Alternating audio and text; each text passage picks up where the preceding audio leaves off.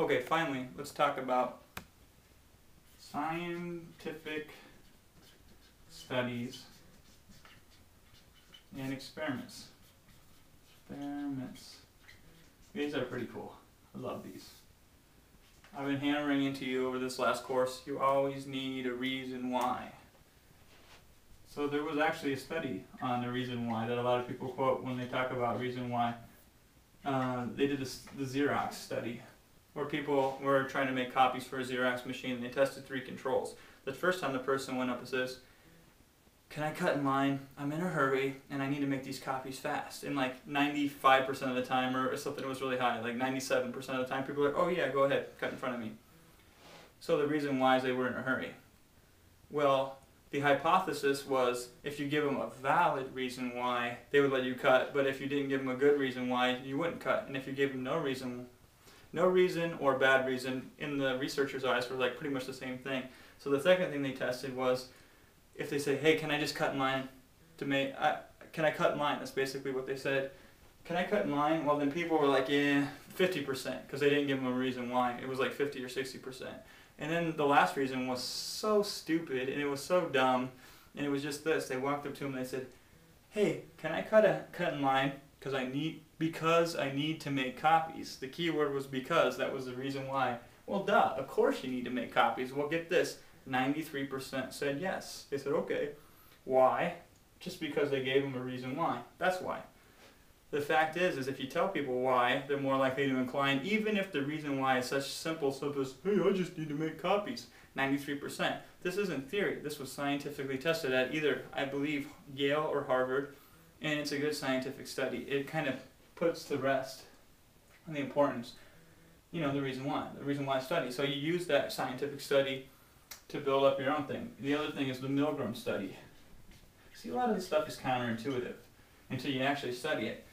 How important is authority? Well, a lot of people said, could you take normal people off the streets, put them in a scientific thing, and just put them in a scientific research lab and have some guy who looks very authoritative tell them to shock another patient? How much will they shock them? Well, duh. They ain't gonna shock a guy. Like with voltage, extreme voltage, they're not gonna do that. People are reasonable. Because the question was, it's like, what led the regular people in Germany to do all these heinous acts and like be instruments in the Nazis, regime, and be instruments in their instructions? Well, Milgram hypothesized that it was due to authority. So what happened was everybody thought, well, no, nobody will administer the most lethal shock, and most people will quit like right away as soon as you press them. Well, guess what? That's not true. Scientifically speaking, authority is so powerful that the common person, no matter what their education, no matter if they're male or female, no matter how much they make a year, almost everybody turns to authority and listens to authority, even if it means shocking people and doing things that they otherwise normally wouldn't do. Under the right circumstances, authority is that persuasive.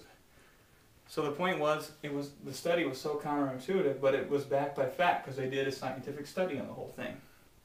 And that's how they made it more believable. Now some people still don't believe it.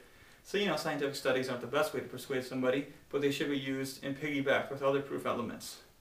Don't have a scientific study? Can't find one? Do your own. Conduct your own experiments. Experiments and studies. One of my favorite ones is I was reading Zig Ziglar's Secrets of Closing the Sale. It's a book he wrote a long time ago when he was a salesman. And one of the things he did is he sold cookware. And his cookware was super durable. I mean, like, you could do all kinds of stuff to it and it would last forever practically. Well, that wasn't a good enough reason to persuade somebody. So here's what Zig did. He went out, he got a sheriff to notarize it. They held up the pan against a tree. Zig walked like 10, 15 feet, pulled out a gun, and he shot the pan. Guess what? It didn't hurt the pan. Then he had the sheriff notarize it. So when people say, well, how durable is this pot? He was able to pull it out and say, well, I shot it with like a 45 at 10 feet away, and the sheriff notarized this. That's how durable this pan is. That's a very compelling, that's a way great way of giving proof on the durability of the pan. So he conducted his own experiment or his own study. So look at your product or look at your service and say, is there a study I can do? Is there an experiment that I can conduct personally and I can perform dramatically that really brings home the point and proves what I'm trying to prove, so people will believe me. It's that simple.